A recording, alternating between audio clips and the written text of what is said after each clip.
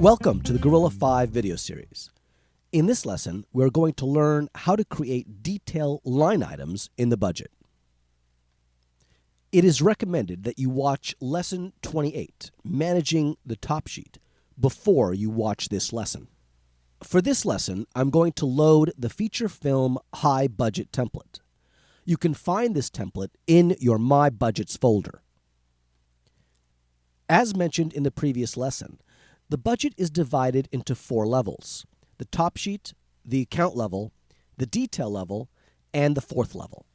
Let's go to the budget by selecting the Go To button in the Budget Manager. We are now in the top sheet. Now, notice here that there are no totals for any of these accounts in our budget.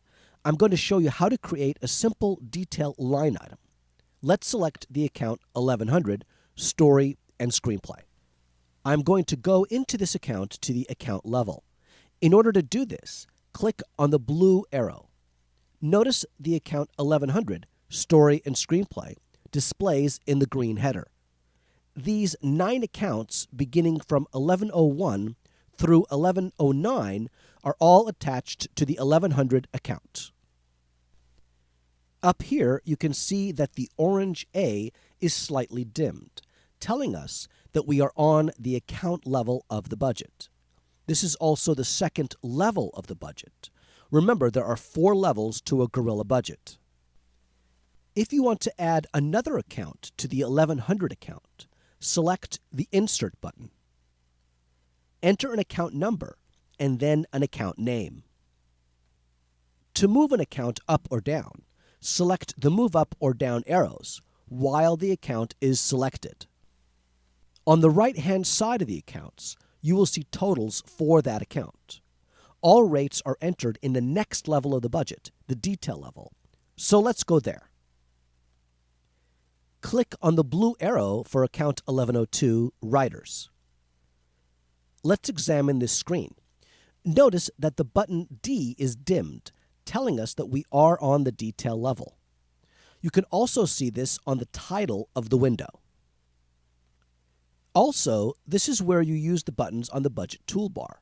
You can change the orientation of the budget toolbar by selecting View, Gorilla Toolbar, then Budget Toolbar, then either vertical or horizontal. If you accidentally close the toolbar, you can easily bring it back by going back to this menu and selecting it. Let's enter a detail line item for this account. I'm going to enter a name here for the writer. There is a lot to understand on this level, so let's take it slowly.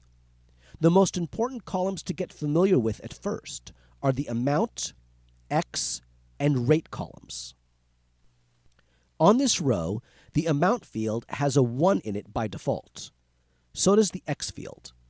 If you enter a rate in the rate field, for example 20,000, look at the subtotal field.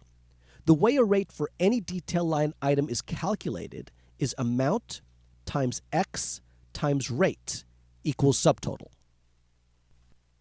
If I change the number in the X field to a 2, notice that the subtotal changes to reflect that change.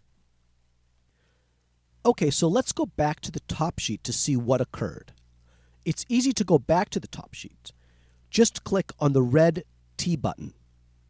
And notice that the total for the account 1100 is now 40,000. I'm going to select another account, 2000, Production Department, and then Production Manager. I'm going to type in Prep for the detailed description, and then tab over to the Amount field and enter 20.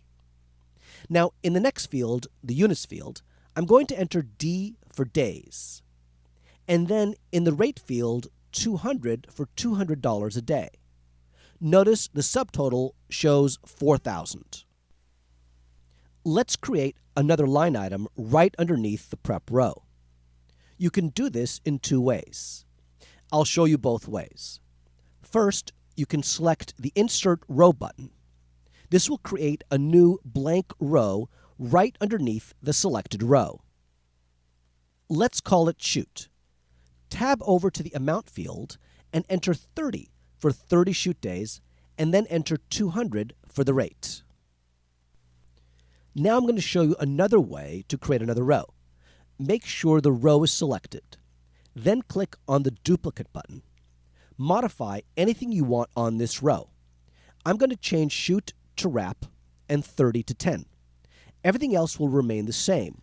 Now, the total for the production manager account is $12,000. If you go back to the account level, one level before this one, notice the subtotal $12,000 in the total for the account field. Next, I want to show you how to block an item. Go back to the detail level and select the green check mark for the row you want to block. This allows you to temporarily or permanently hide this row when you print your budget. The total for the blocked row will not be calculated in your grand total. You can always unblock an item at any time.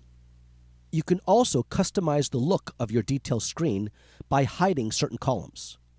If you are not going to be using the location column, click here to hide it. Same with the other columns. To show the column, click on the appropriate button. Next, I want to explain the units field. Here we enter D for days for these three rows. Go to the budget toolbar and select the units button. This is where you can see the unit keys that are used in most budgets. If you want to use the unit equivalent field, enter the number in hours. So, for example, a day can be measured in 12 hours or 8 hours, depending on your production. A week is considered 60 hours if you have a 12-hour workday. You can change any of these numbers. If you want to create your own unit, click the green Add button and create a unit. Make sure you enter a unique key, a name, and a plural name for that unit. When you return to the detail level, if you enter the key in the unit field, for example, A for allow or W for week, the corresponding unit name will populate the units field. That wraps up this lesson. Have a great shoot.